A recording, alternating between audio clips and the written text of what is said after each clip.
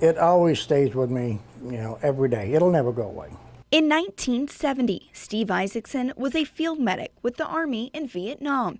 Until 1974, he worked on recovery and evacuation in the heat of the battle.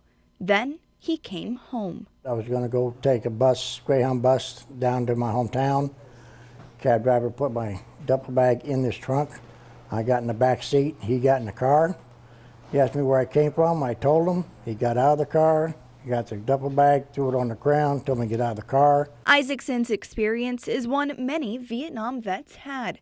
Protests took over the Capitol at the beginning of the war and continued until its end. Back in the Vietnam era and everything else, we were called baby killers.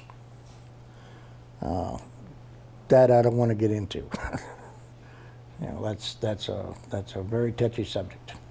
For Army Quartermaster Bob Grubbs, his experience coming home was a little different.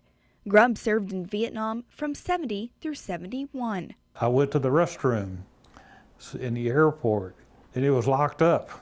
You had to put a coin in to get into the stall, and I didn't have a penny with me then like that. So I was getting ready to crawl over the top to get in, or under, whatever it was. And the guy, custodian, was in there. He said, "Let me let you in." Grubbs says he didn't talk about the war for over 30 years after he got back, despite his own somewhat positive first experience back in the States. You see this hat? It's probably all been on within the last couple of years. I would put this hat on. I was not embarrassed to be a Vietnam vet. I was very proud of the service, but I was very embarrassed the way we were treated by the American people. But both men agree the homecoming was the least of their concerns when it comes to the memories. I used to be extremely jumpy. The fact is, if you'd walked up behind me and surprised me, I would have either shot you if I'd had a gun, I would have hit you, I would have done it without thinking. I have a problem with the sound of helicopters. Okay? I hear a helicopter, no.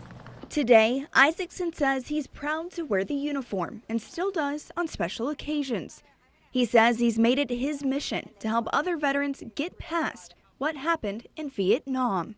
Sometimes I guess I act like a suicide hotline for a lot of veterans. And they call me, and that's what I do. And it helps me also.